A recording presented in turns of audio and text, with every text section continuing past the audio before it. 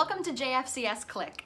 I'm Galia Godel, and I'm the Program Manager of the LGBTQ Initiative. I'm here today to talk about how to make your own sensory kit. A sensory kit is like a little emergency kit that you can keep in your house for when you're feeling anxious or depressed or overstimulated, and you need to come back to the moment that you are in. It might be that you're overwhelmed at work, or you're watching the news a little too much, or things at home are stressful, and you catch yourself spiraling. You catch yourself thinking about what's tough and what's hard and what might happen next. And you need to take a second to come back to where you are right now. So your sensory kit can be a shoebox or a paper bag from Trader Joe's or a basket under your bed, full of things that let you interact with your body in tangible ways. I keep mine in here, a little sliding plastic drawer. I keep it on my makeup shelf, and it's full of things that let me feel good. So I'm gonna take you through the items in my sensory kit, and you can come along with me. You can grab similar items, or you can think about what items you want to feel or you want to touch. So the first thing in my sensory kit is just a little bit of scented hand lotion. I got it off Etsy. It smells like, what does this one smell like? Oh, patchouli and lemongrass. And I take a little bit and I just dab it on my hands to moisturize my skin. Sometimes I'll get real fancy and give myself a little hand massage, or maybe I'm just moisturizing my skin. We're washing our hands so much, my skin is really dry. I want to remind my body that I love it and I want to take care of it.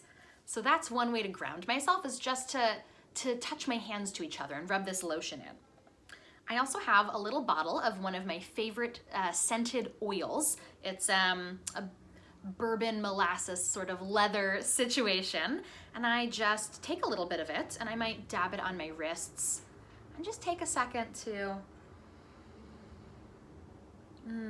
take a breath, take a sniff of something that feels really good, that smells wonderful, and remind yourself that you're allowed to have small pleasures. You're allowed to love things. You're allowed to do things that feel nice. It can be a cologne or a scent or an essential oil. You can put it on your wrists or in your hair or on your shirt, just to have a little whiff of something that smells really good and calming. Speaking of calming, one of the other things that I have in here is a rock. It's just a little ordinary gray rock, and it's got a comforting weight to it. If I can't take a moment to myself, if I can't sit down and take 5 or 10 minutes to go through my whole sensory kit, I'll hold this rock in my hand while I'm on a meeting, or while I'm talking to somebody on the phone, or while I'm dealing with some kind of emergency. And the weight of it, again, reminds me that I'm not a million miles away. I'm right here, I'm sitting in my bedroom. I exist, I'm a human being with a corporeal physical form, and sometimes I'll rub my thumb over it. It's really smooth and nice. So maybe find yourself a nice rock. Something else that I like that's tangible, that I can feel with my body, are these little brushes. I've got a hair dye brush that's kind of scratchy, and a makeup brush that's really soft. It feels like a cloud. And you can take these brushes, I can take these brushes and sweep them over my skin on my arms or my legs. I might brush them on my face, especially the makeup brush on my face feels very good. It's like a soft cloud. And you can do it for 10 seconds. You can do it for 10 minutes, just enjoying or focusing on the sensation that you are experiencing on your skin. Another sensation that I like experiencing on my skin is warmth. And you can get warm in a number of ways. You can curl up in a blanket, you can drink some hot tea. What I have here is a little gel heat pack. I snapped it a couple takes ago, that has this little metal tab in it. And when you break the little metal tab, it becomes hot for, about 20 minutes, and it's reusable. You can use it as many times as you want. And I just like to press it between my hands. It feels really good. Or to press it against my face. And again, focus on those small pleasures. How do my muscles feel when I do this? What does the warmth feel like in my fingers? Was I cold? Was I kind of disconnected from my body? Let yourself connect a little bit with this small heat pack. So Something else that I like to do is I like to engage my mind when I'm feeling overwhelmed, but not in a stressful way. I don't want to write another email. I don't want to make a tough phone call. I don't want to do a tough work project or home project. I want to engage my brain in a really simple way. So I have in my sensory kit a little coloring book and a handful of pens, the best kind of pen in my opinion. And this coloring book is pretty great because you can just pick one small sections. I've done each of these sections on different days. You could do any coloring book. I like that this one's small enough to fit in my box.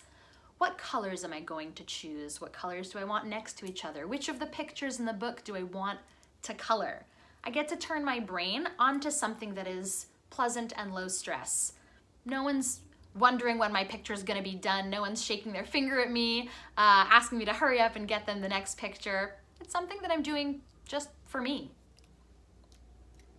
Something else that I might do if I need to engage my brain a little bit more actively is I grab my bean jar. I have a jar full of legumes. I've got, what do I have? I have kidney beans and black-eyed peas and dry corn kernels and lentils, and they're all shaken up and mixed up in this jar. And sometimes I will just dump this jar out on the floor of my bedroom or in the living room if that's where I'm hanging out.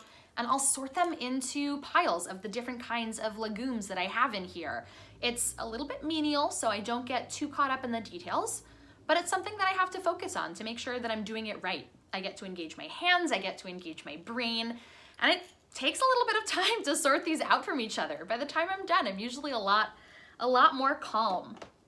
Something else that I have in my box is this nice weighted neck pillow, neck heater thing.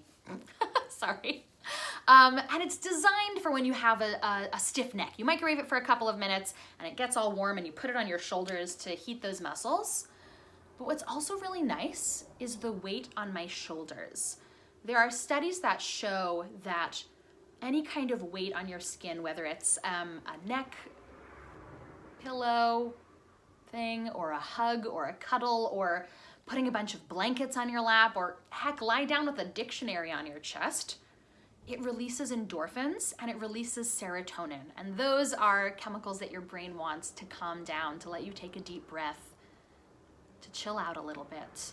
So I'll often put this rice pack over my shoulders. This might be full of wheat, not rice. I don't know. It smells good. It smells like chamomile. And I take a deep breath.